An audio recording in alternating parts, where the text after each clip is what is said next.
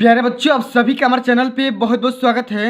दोस्तों, इस वीडियो के माध्यम से क्लास 10th के बच्चों के लिए विज्ञान का एक most important viral model paper लेकर के आ चुके हैं, जो कि कल के पेपर के लिए यानी कि 27 फरवरी 2023 बोर्ड परीक्षा के लिए सबसे ज़्यादा अति महत्वपूर्ण होने वाला है।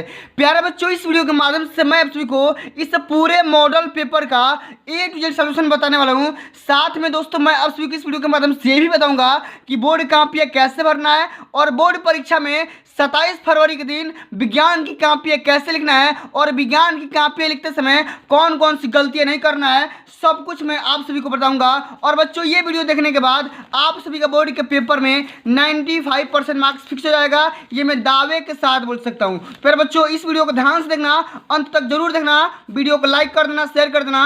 अगर चैनल पर नए हैं तो चैनल को भी सब्सक्राइब करके साथ में सारे बेल आइकन प्रेस जरूर करना। बच्चों, इस वीडियो के माध्यम से मैं आप सभी को इस मॉडल पेपर में जो भी यहाँ पे क्वेश्चन दिए गए हैं, बहुविकल्पी, अति लघु उत्तरी, लघु उत्तरी और जो भी दीर्घ उत्तरी क्वेश्चन दिए गए हैं, सभी क्वेश्चन को इसी वीडियो के माध्यम से खत्म करेंगे। और बच्चों, आपका जो पेपर होने वाला है वो 27 फरवरी के सुबह में होने वाला है, ठीक है। और आपके पास समय बहुत ही कम बचा हुआ है, मात्र घंटों समय बचा हुआ है और ये अंतिम रात, ये भी इस वीडियो को देख लो, आपके बस बात यहाँ पे खाली एक रात बचा हुआ है। और जब तक तोड़ेंगे नहीं तब तक छोड़ेंगे नहीं, ठीक है। जब तक तोड़ेंगे नहीं तब तक छोड़ेंगे नहीं। और अब की बार तो माँ बाप का सपना पूरा करेंगे। आइए बच्चों, सबसे पहले हम ये समझ लेते हैं कि बोर्ड परीक्षा में विज्ञान की कापियां का फ्रंट पेज कैसे भरेंगे, ठीक है। अब सबसे पहले समझो, आपको यहाँ पे लिखना होगा परीक्षार्थी का अनुक्रमांक अंकों में। आप लोग बढ़िया से अपने एडमिट कार्ड से अपना रोल नंबर यहाँ पे मैच करा करके लिख देना, ठीक है। उसके बाद शब्द में कैसे लिखे गए,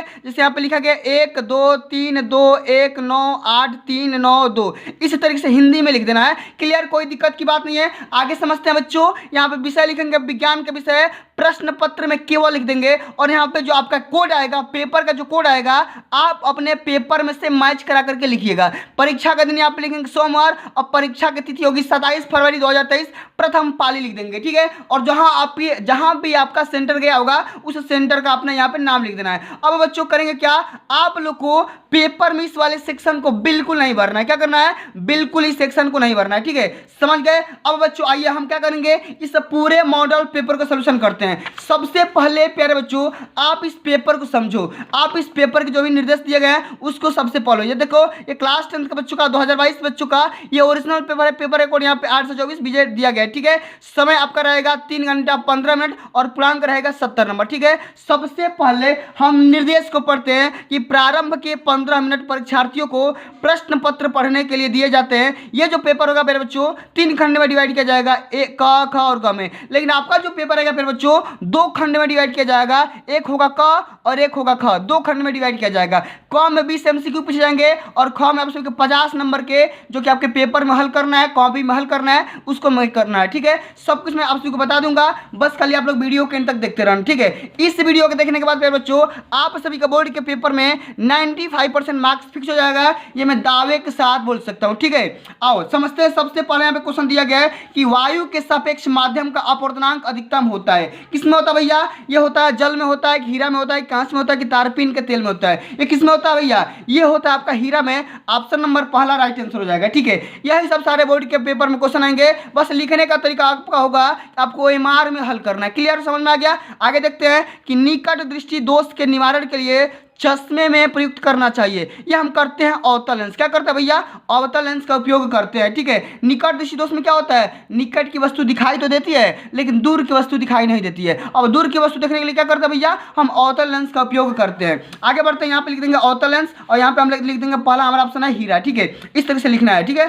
समझ में आ गया। खंड क लिखेंगे, प्रश्नोत्तर संख्या 1 लिखेंगे और यहाँ पे लिख देंगे हीरा अवतल लेंस। इस तरह से आपको लिखना है। अगला हमारा क्वेश्चन पूछा गया है कि चुंबकीय बल रेखाएं क्या होती है भैया, एक दूसरे को कभी नहीं काटती है। तीसरा ऑप्शन बिल्कुल यहाँ पे राइट आंसर हो जाएगा।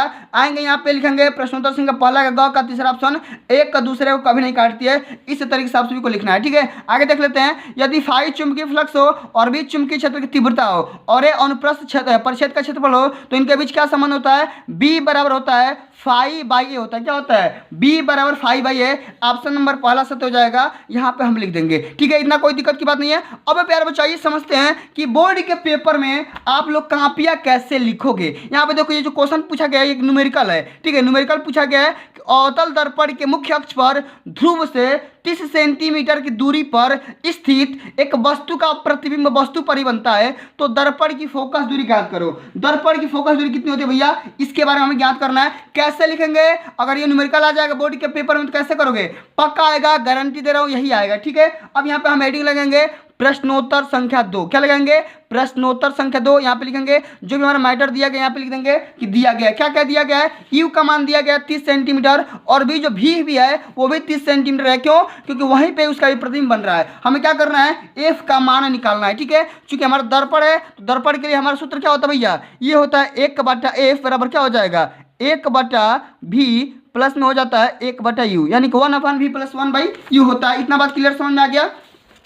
अब हम क्या करेंगे, u और v का मान इसमें रख देंगे तो क्या हो जाएगा, हमारा 1/f बराबर क्या हो जाएगा भैया, ये हो जाएगा माइनस में 1/30, और ये हो जाएगा, ये भी हो जाएगा -1/30। ये माइनस माइनस प्लस हो जाएगा। ठीक है, कोई दिक्कत की बात नहीं है। अब हम क्या करेंगे, इसको हल कर लेंगे। आओ हल करते हैं। ये क्या हो जाएगा, 1/f बराबर क्या हो जाएगा, ये माइनस माइनस प्लस हो जाएगा, हर बराबर है तो ये हो जाएगा -2/30। ये कैंसिल आउट हो जाएगा और f का मान यहाँ से क्या आ जाएगा, ठीक है, f का मान यहाँ से लिख सकते हैं -1/15, और यहाँ पे 3 गुणा कर लेंगे तो f का मान हो जाएगा -15 सेंटीमीटर। ठीक है, इतना बात क्लियर समझ में आ गया। ये हमारा क्या हो जाएगा, ये हमारा हो जाएगा आंसर। ठीक है, कोई दिक्कत की बात नहीं है। अब मेरे बच्चों आगे देखते हैं। अगला हमारा जो क्वेश्चन है ये भी एक न्यूमेरिकल है, ये भी एक न्यूमेरिकल है कि 40 सेंटीमीटर फोकस दूरी वाले अवतल दर्पण की वक्रता त्रिज्या ज्ञात करिए। अब इसको कैसे करेंगे, बहुत ही मोस्ट इंपोर्टेंट क्वेश्चन है, बोर्ड के पेपर में हर साल पूछा जाता है। कैसे करेंगे, सबसे पहले लिखेंगे, दिया गया है एफ का मान हमारा दिया गया है 40 सेंटीमीटर, हमें आर का मान निकालना है। मेरे बच्चों हम जानते हैं, क्या जानते हैं, एफ बराबर क्या होता है, एफ बराबर होता है r/2। क्या होता है, r/2। हमें r निकालना है तो क्या r बराबर क्या हो जाएगा, r बराबर हो जाएगा 2 × f हो जाएगा। क्या हो जाएगा, 2 × f हो जाएगा। तो हम यहाँ से r का मान रख सकते हैं, r बराबर क्या हो जाएगा, f का मान रख दो, 2 गुणे यहाँ पे f का मान क्या है 40 है, तो यहाँ पे लिख दो 40। तो यहाँ पे r का मान क्या हो जाएगा बच्चों, r का मान हो जाएगा 40 × 80 सेंटीमीटर। क्या हो जाएगा, 80 सेंटीमीटर हो जाएगी। ये हमारा आंसर हो जाएगा। क्लियर, समझ में आ गया। अब प्यारे बच्चों आगे बढ़ते हैं। अगला हमारा क्वेश्चन दिया गया है कि वाहनों में उत्तल दर्पण का उपयोग क्यों किया जाता है। जो भी हमारी बाइक होती है, कार होती है, मोटर कार होती है, उसमें हम उत्तल दर्पण का इस्तेमाल क्यों करते हैं। कैसे लिखेंगे बोर्ड के पेपर में, अगर ये क्वेश्चन आता है तो लिखेंगे हम यहाँ पे कि वाहनों में उत्तल दर्पण का उपयोग पश्च दृश्य दर्पण के रूप में किया जाता है। क्या करते हैं, पश्च दृश्य दर्पण के रूप में किया जाता है। पश्च का मतलब होता है पीछे दर्शन के लिए, पीछे जो भी हमारे साधन आ रही है उन सभी साधनों को देखने के लिए हम क्या करते हैं, उत्तल दर्पण का इस्तेमाल करते हैं। क्या करते हैं, उत्तल दर्पण का इस्तेमाल करते हैं। और क्यों करते हैं, क्योंकि यह वस्तु को सीधा, पूर्ण तथा छोटा प्रतिबिंब बनाता है। कितनी भी बड़ी वस्तु हो वो क्या करेगा, छोटा बना देगा, सीधा बना देगा और पूर्ण तरीके से बनाएगा। क्लियर, समझ में आ गया। अब बात करेंगे अगले नंबर क्वेश्चन के बारे में। प्यारे बच्चों ये जो सेक्शन है, ये जो वीडियो है एकदम न्यूमेरिकल बेस पे बनाई जा रही है। सारे के सारे मॉडल पेपर को तैयार करेंगे, एक भी क्वेश्चन नहीं छोड़ेंगे। ठीक है, और एग्जाम के पेपर में जा करके उसे खोपड़ी में छेद करेंगे। ठीक है, एक भी क्वेश्चन को छोड़ेंगे नहीं, आराम से देखेंगे। ठीक है, आओ सबसे पहले प्यारे बच्चों यहाँ पे हम हेडिंग लगाएंगे प्रश्नोत्तर संख्या तिसरका का क। क्या लिखेंगे, प्रश्नोत्तर संख्या तिसरका का क। इसमें न्यूमेरिकल दिया गया है कि 15 सेंटीमीटर फोकस दूरी का कोई अवतल लेंस किसी वस्तु का प्रतिबिंब लेंस से 10 सेंटीमीटर दूरी पर बनाता है, तो वस्तु लेंस से कितनी दूरी पर स्थित है।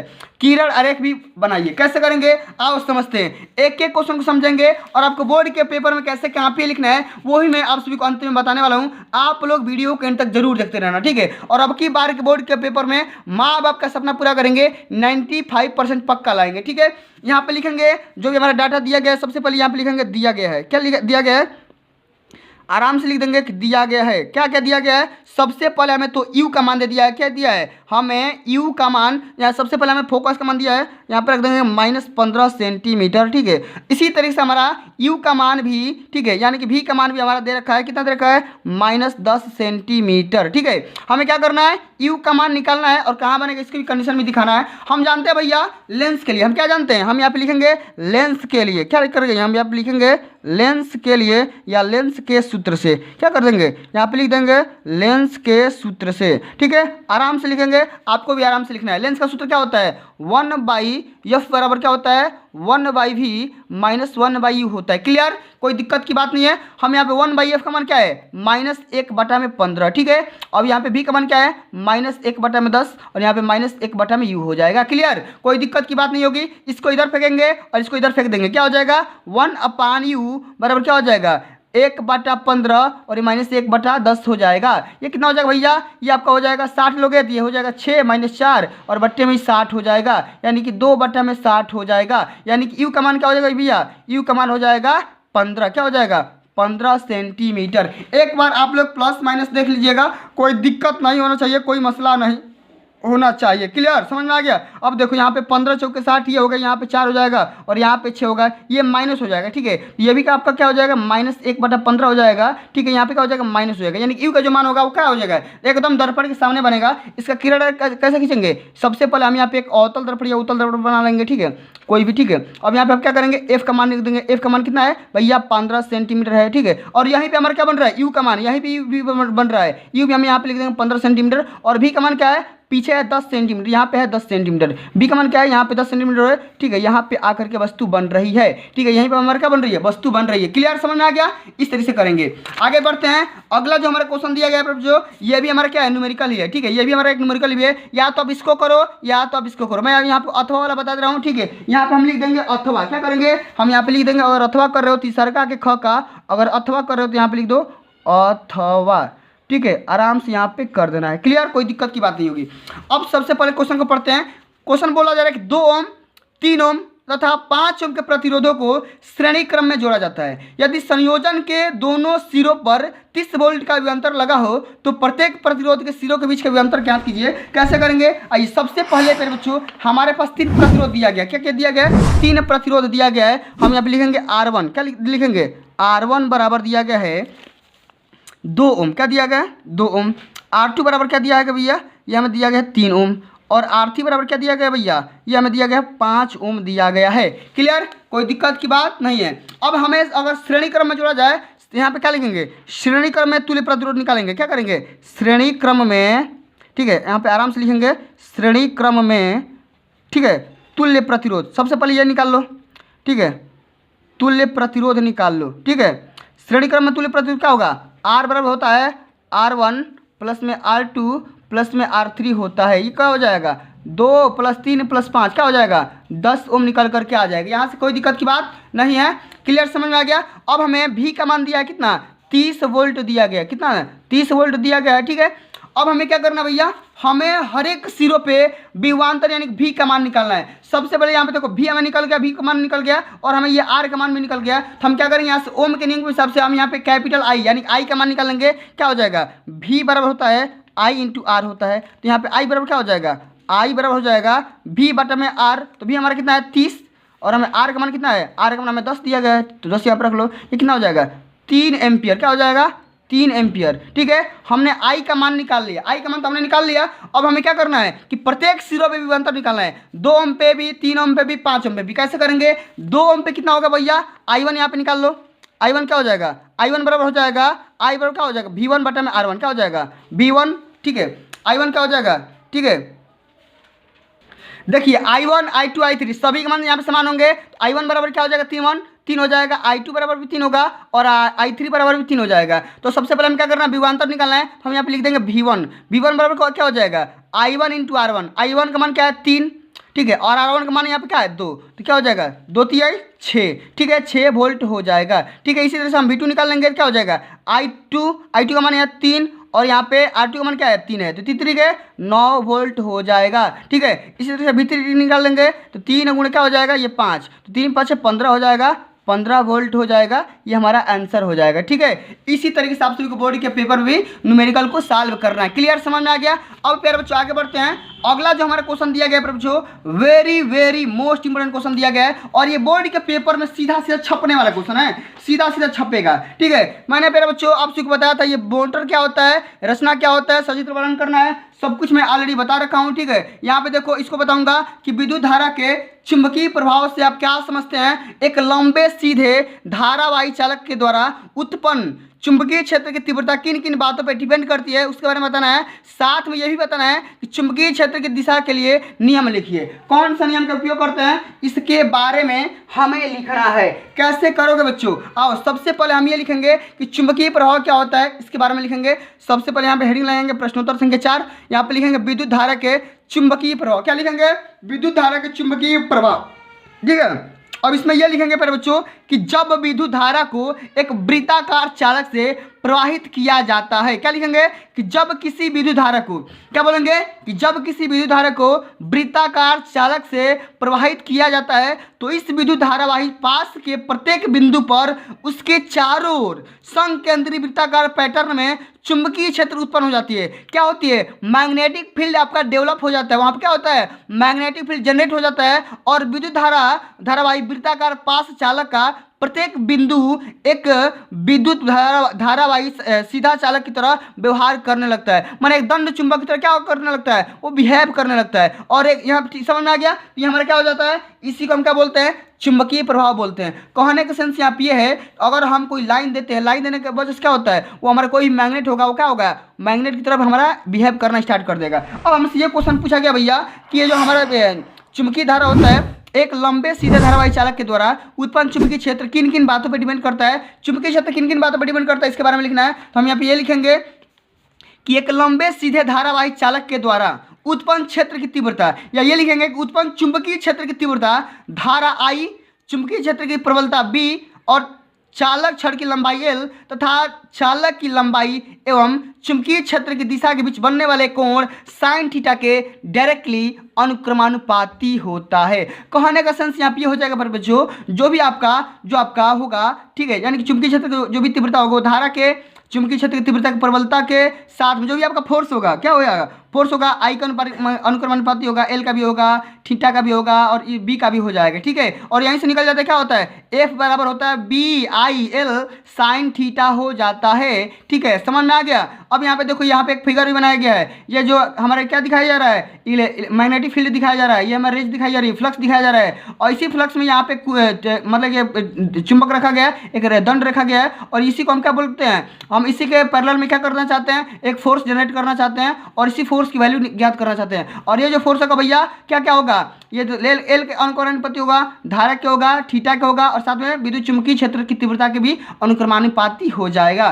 समझ में आ गया? अब हमसे ये क्वेश्चन पूछा गया है बच्चों कि चुंबकीय क्षेत्र की दिशा ज्ञात करने के लिए किस नियम का उपयोग करते हैं? हम किस नियम का उपयोग करते हैं बच्चों? हम करते हैं कि बल की दिशा फ्लेमिंग के बाम हाथ या बाएं हाथ के नियम के द्वारा ज्ञात करते हैं। किसके नियम के द्वारा? बाएं हाथ के नियम के द्वारा इसकी दिशा ज्ञात की जाती है कि जो हमारा फोर्स है किस दिशा में कितने न्यूटन का फोर्स काम कर रहा है। समझ में आ गया? अगर समझ में आ गया है तो एक बार प्यार से वीडियो को लाइक और चैनल को शेयर और चैनल को सब्सक्राइब करना मत भूलिएगा। ठीक है, आइए आगे देखते हैं। अगला हमारा क्वेश्चन पूछा गया कि विद्युत मोटर का क्या सिद्धांत होता है? इसकी रचना का सचित्र वर्णन करिए, इसकी कार्यविधि समझाइए एवं मोटर में क्या उपयोग होता है, मोटर का काम भी बताना है। ठीक है, यहाँ पे देखो मेरे बच्चों, इस क्वेश्चन को मैंने ऑलरेडी बता रखा है। ठीक है, इस वीडियो के माध्यम से मैं बिल्कुल नहीं बताऊंगा। अगर आपको इस क्वेश्चन को समझना है, आप लोग को क्या करना पड़ेगा? क्लास 10 साइंस के प्लेलिस्ट में जाना होगा और इन सभी वीडियो को आपको चर्चा करना होगा, देखना होगा। ठीक है, समझ जाएंगे आपको पूरा, यहाँ पे वहीं पे आप लोग को अपलोड कर दिया गया। ठीक है, चलिए आगे बढ़ते हैं अगले नंबर सेक्शन की तरफ। अगला हमारा क्वेश्चन बोला गया है कि शुद्ध जल का पीएच मान कितना होता है? शुद्ध जल का पीएच मान मेरे बच्चों कितना होता है भैया? शुद्ध जल सबसे पहले ये समझो कि शुद्ध जल कौन सा विलयन होता है? उदासीन विलयन होता है। और मैंने चिल्ला कर बताया है कि कोई भी अगर विलयन होगा, उदासीन होगा, उसका पीएच मान क्या होगा? 7 हो जाएगा। कैसे लिखेंगे? खंड ख प्रश्नोत्तर संख्या आप यहाँ पे लिख देंगे 5। ठीक है, यहाँ पे लिखने के साथ, ठीक है, क्लियर, कोई दिक्कत की बात नहीं है। आगे देखते हैं, अम्ल से हाइड्रोजन हटाने वाला धातु कौन सा है? अम्ल से हाइड्रोजन हटाने वाला धातु को हम बोलते हैं कॉपर। ऑप्शन नंबर सेकंड यहाँ पे बिल्कुल राइट आंसर हो जाएगा। आगे देखते हैं, प्रोपेन का रासायनिक सूत्र क्या हो जाएगा? C3H8। कई बार हमने बताया है कि प्रोपेन का रासायनिक सूत्र क्या होता है? C3H8 होता है, CnH2n+2 होता है इसका फार्मूला। समझ में आ गया? इसी तरीके से आप सभी को बोर्ड में कॉपियां लिखना है। क्लियर? आगे बढ़ते हैं। IUPAC नाम से प्यारे बच्चों क्वेश्चन हमेशा पूछा जाता है और अब की बार भी पूछा जाएगा, ये मैं गारंटी ले रहा हूँ। ठीक है, क्वेश्चन क्या बोला गया है कि निम्नलिखित में से दिए गए ऑप्शन में से क्या करना है, IUPAC नाम ज्ञात करना है। CH3 CH2 CH2 CH3। अब यहाँ पे इसको कैसे करेंगे, इसका जो नाम होगा ब्यूटेन हो जाएगा और CH3 COH ये क्या हो जाएगा, ये हो जाएगा एसिटिक एसिड, क्या हो जाएगा, एसिटिक अम्ल हो जाएगा। इस बात को ध्यान में रखना है। क्लियर, आगे देखते हैं। अगला हमारा जो क्वेश्चन पूछा गया है पर बच्चों, ये पूछा जा रहा है कि मेंडलीफ का आवर्त नियम क्या होता है, इसकी व्याख्या करिए। 2 नंबर में हर बार आता है, 2 नंबर में इस बार भी आएगा, गारंटी लेकर के बोल रहा हूँ। जितना बता रहा हूँ, जैसे बता रहा हूँ उसी तरह से इस मॉडल पेपर को तैयार कर लो। और ये बोर्ड के द्वारा जारी किया गया अंतिम मॉडल पेपर है और इस मॉडल पेपर को देख लोगे प्यारे बच्चों, आप सभी लोग बोर्ड के पेपर में 95% मार्क्स अचीव कर सकते हो, ये मैं गारंटी लेकर के बोल रहा हूँ। जितना अब तक बताया हूँ सारे के सारे क्वेश्चन आए हैं, एक भी ऐसा क्वेश्चन नहीं है जो कि बोर्ड के पेपर में नहीं आया है। जो मेरे प्यारे पुराने स्टूडेंट्स हैं वो भी मेरे बात को जानते हैं, मेरे बारे में जानते हैं। मैं वही क्वेश्चन बताता हूँ जो कि बोर्ड के पेपर में सीधे छपता नहीं है, प्रिंट होकर के आता है। क्या होता है, प्रिंट होकर के आता है। समझ में आ गया? आइए समझते हैं कि मेंडलीफ का आवर्त नियम होता क्या है। सबसे पहले प्यारे बच्चों यहाँ पे हेडिंग लगाएंगे, क्या करेंगे, यहाँ पे हेडिंग लगाएंगे और इस तरीके से हेडिंग लगाएंगे कि एग्जामिनर की एकदम चश्मा उतार करके आपका देखेगा। ठीक है, चश्मा उतार करके देखेगा कि भैया कॉपी किसके द्वारा लिखा गया है, बता देना उसको भैया कॉपी अरुण सर के माध्यम से बताया गया है और ऑनलाइन स्टडी के माध्यम से बताया गया। ठीक है, इस बात को ध्यान से आप लोग बताइएगा कि मेंडलीफ का आवर्त नियम कौन बताया भैया। इसमें यह लिखेंगे कि इस नियम के अनुसार तत्वों के भौतिक और रासायनिक गुण उनके परमाणु भारों के आवर्ती फलन होते हैं। क्या लिखेंगे, इस नियम के अनुसार, किस नियम के अनुसार, मेंडलीफ के आवर्त नियम के अनुसार। क्या लिखेंगे, इस नियम के अनुसार तत्वों के भौतिक और रासायनिक गुण उनके परमाणु भारों के आवर्ती फलन होते हैं, अर्थात तत्वों को उनके परमाणु भारों के बढ़ते हुए क्रम में रखने पर समान गुण वाले तत्व एक नियमित अंतराल के बाद आते रहते हैं। क्लियर,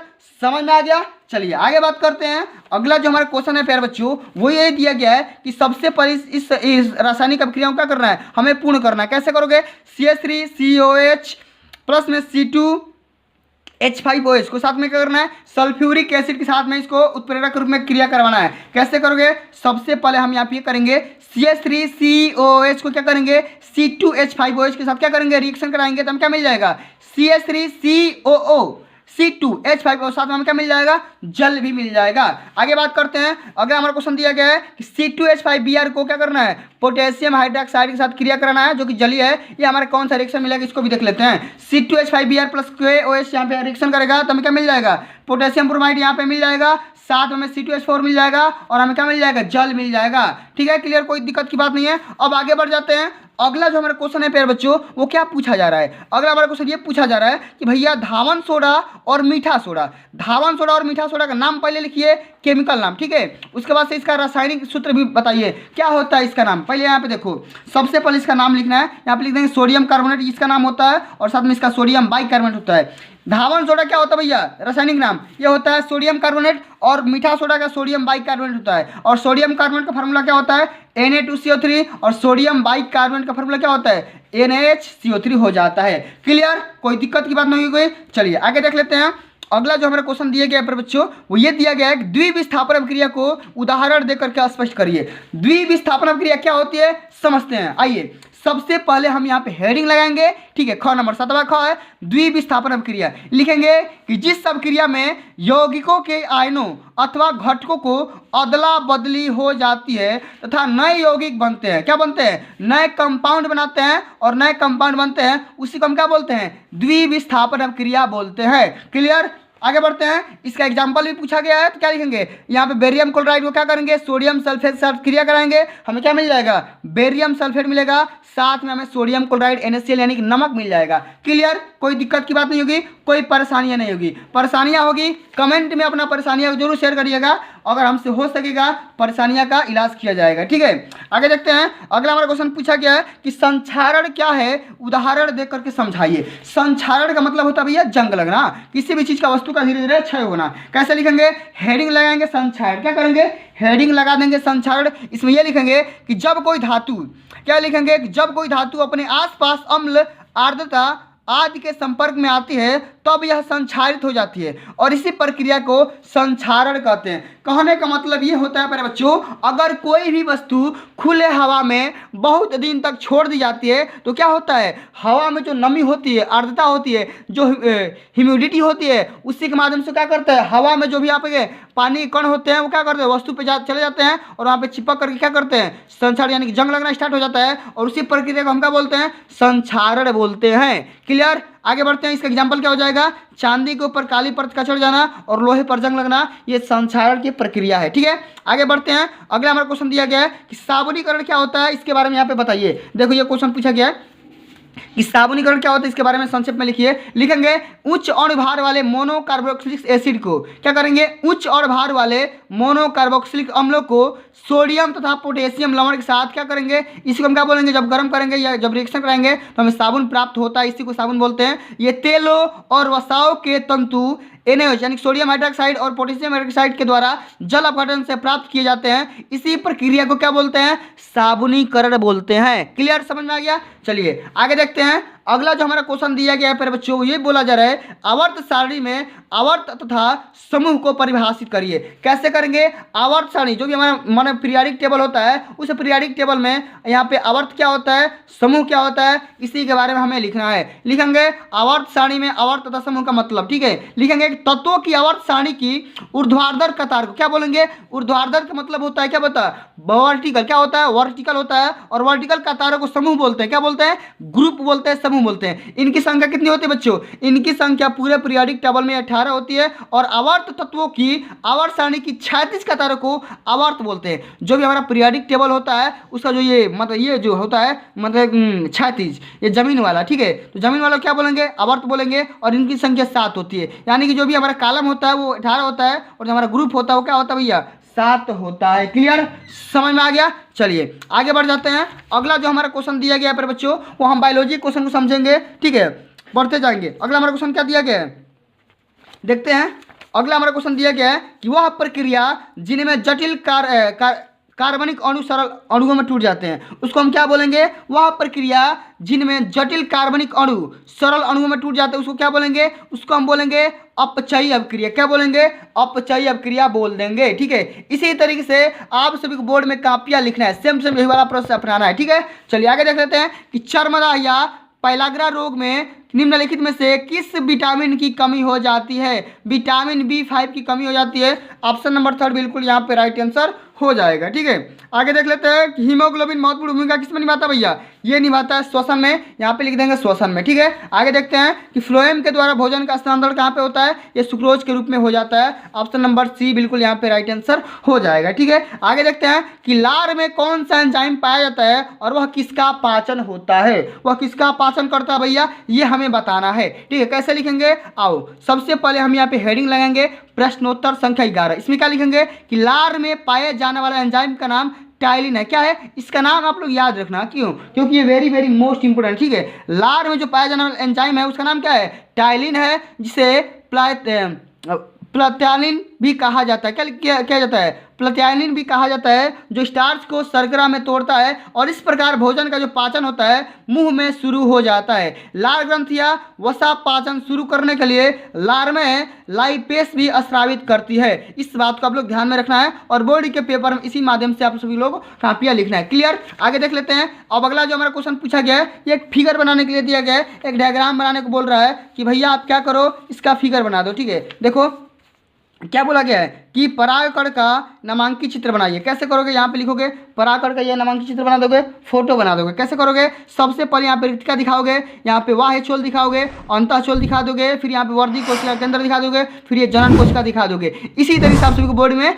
आपको यहाँ पे फिगर बनाना है, डायग्राम बनाना है। क्लियर? समझ में आ गया? आगे देख लेते हैं। 10वां ग बोल रहा है कि पुनरुद्ध भवन किसे कहते हैं, कोई दो एग्जाम्पल दीजिए। क्या लिखेंगे भैया, ये लिखेंगे कि पूर्ण रूपेण विभेदित जीवों में अपने कायिक भाग से नए जीव के निर्माण की क्षमता होती है। अर्थात ये बोल सकते हैं कि कोई भी जीव, किसी भी जीव के अनेक टुकड़े कर दिए जाएं तो वह अपने प्रत्येक टुकड़ा विकसित होकर के नए जीवन का निर्माण कर लेता है। उसी को हम क्या बोलते हैं, पुनरुद्ध भवन बोलते हैं, यानी कि फिर से निर्माण होना बोल जाते हैं। ठीक है, इसका एग्जाम्पल क्या हो जाएगा कि हाइड्रा और प्लेनेरिया जैसे सरल प्राणियों को यदि टुकड़े टुकड़े काट दिए जाए तो भी क्या हो जाता है, प्रत्येक टुकड़ा विकसित होकर के पूर्ण जीवन प्राप्त कर लेता है। क्लियर, आगे बढ़ जाते हैं। अगला जो हमारा क्वेश्चन दिया गया पर बच्चों, ये बोला जा रहा है एक संकर तथा द्विसंकर के आपसे, द्विसंकर से आप क्या समझते हैं इसके बारे में लिखना है। या तो ये बता दो कि लिंग संलग्न रोग क्या होता है, कि दो लिंग संलग्न के रोगों के नाम बताइए। तो हम क्या करेंगे, एक संकर या द्विसंकर संकरण के बारे में लिखेंगे। ठीक है,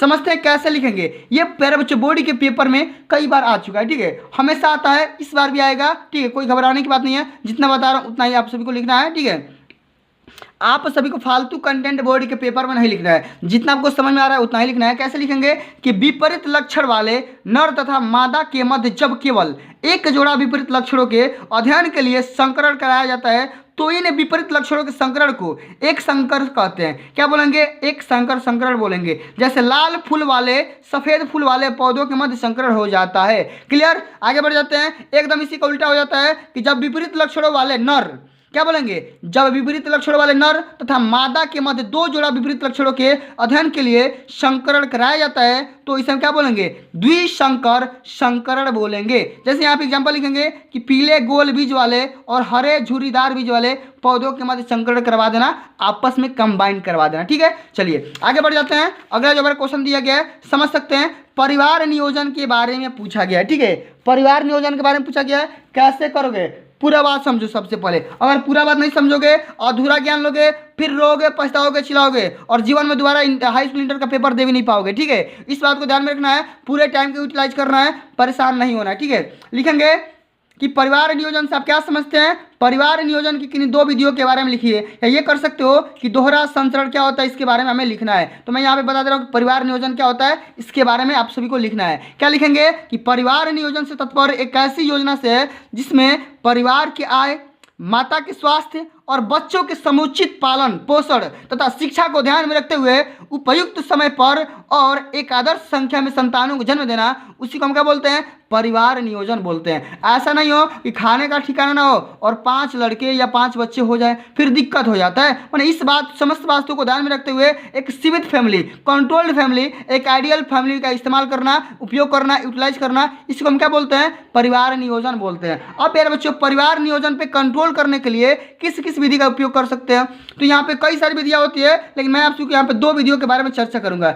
सबसे पहले प्यारे बच्चों यहाँ पे आती है अवरोधिका विधि। अवरोधिका विधि में क्या होता है भैया, इस विधि में हम अवरोध का इस्तेमाल करते हैं। जैसे यहाँ पे लिखा गया है, इस विधि में कंडोम, मध्यपट और गर्भाशय ग्रीवा आच्छद का उपयोग किया जाता है। क्लियर, समझ में आ गया। चलिए अब आगे बात कर लेते हैं जो मेरी नेक्स्ट मेथड है कि शल्य या अस्थायी विधियां। अब प्यारे बच्चों, इस विधि के माध्यम से क्या किया जाता है, इस विधि में पुरुष शुक्रवाहिका तथा स्त्री की डिंब वाहिनी नली के छोटे से भाग को शल्य क्रिया के द्वारा काट दिया जाता है, उसको हम क्या बोलते हैं, बांध दिया जाता है। ठीक है, उसी का ऑपरेशन कर दिया जाता है। क्लियर, समझ में आ गया। इसे हम क्या बोलते हैं, क्रमशः नर नसबंदी कहते हैं। क्या बोलते हैं, नर में नसबंदी बोलते हैं या स्त्री नसबंदी बोलते हैं। जो स्त्री या पुरुषों में नसबंदी होता है उसी को हम बोलते हैं। इसी के माध्यम से हमारे परिवार नियोजन में कंट्रोल किया जा सकता है। प्यारे बच्चों, समझ में आ गया। अब अगला हमारा जो क्वेश्चन पूछा गया है, इसी में हमारा क्वेश्चन पूछा गया है कि 12 नंबर क्वेश्चन ये पूछा जा रहा है कि पुमंग तथा जयांग में अंतर बताइए। कि भैया पुमंग क्या होता है, जयांग क्या होता है, और दोनों के कार्य भी समझाइए तथा परागण एवं निषेचन में विभेद भी करिए। 7 नंबर का क्वेश्चन है,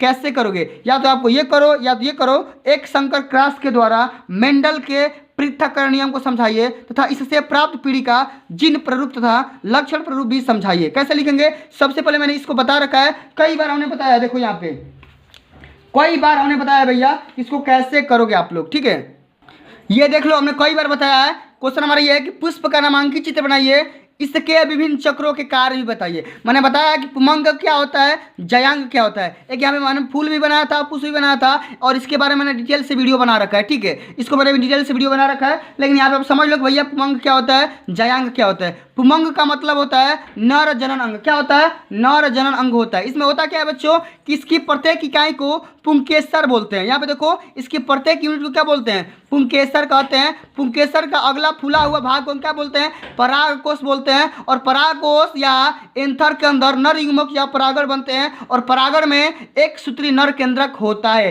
क्लियर, समझ में आ गया? ये आप देख सकते हो, ये पुष्प की संरचना बताया गया, ये वर्तिकाग्र है, ये इसी को हम क्या बोलते हैं, जयांग बोलते हैं। इसी को क्या बोलते हैं, जयांग। अभी समझाऊंगा जयांग क्या होता है, ठीक है। यहाँ ये परागकोश होता है, ये तंतु होता है, ये बाह्यदल होता है, ये अंडाणु होता है और इसी अंडाणु कहाँ पर रहते हैं, अंडाशय में रहते हैं। क्लियर, आगे बढ़ जाते हैं। जयांग क्या होता है, जयांग को बोलते हैं मादा जनन अंग। क्या बोलते हैं, मादा जनन अंग बोलते हैं। इसमें क्या होता है भैया, इसकी प्रत्येक इकाई को अंडप या कार्पेल बोलते हैं। कार्पेल का निचला जो फूला हुआ भाग होता है वो अंडाशय होता है। ये जो निचला फूला हुआ भाग क्या होता है, इसी को हम अंडाशय बोलते हैं। और अंडाशय में हमारा क्या होता है, अंडाणु स्थित होते हैं, ठीक है, जिसमें हम बीजांड या ओविल होता है और बीजांड में मादा युग्मक या अंड बनता है। बीजांड से बीज बनता है। जिन जंतु में नर और मादा युग्मक अलग अलग शरीरों से बनते हैं उन्हें एक लिंगी कहते हैं। और यदि नर और मादा पुष्प अलग अलग पौधे धारण करते, ठीक है, तब इस पौधे को क्या बोलेंगे, एक लिंगी ग्राही कहलाता है। क्लियर, समझ में आ गया? तो मैंने इसको ऑलरेडी पहले से ही बता रखा था, अगर आप नहीं देखे तो एक बार उसको देख लेना। मिलते हैं अगली वीडियो में। अगर ये वीडियो आप सभी को अच्छी लगी होगी, हेल्पफुल लगी होगी, तो वीडियो को लाइक कर देना, शेयर कर देना। अगर चैनल पर नए हैं तो चैनल को भी सब्सक्राइब करना मत भूलिएगा। मिलते हैं अगली वीडियो में, तब तक के लिए जय हिंद, जय भारत, वंदे मातरम।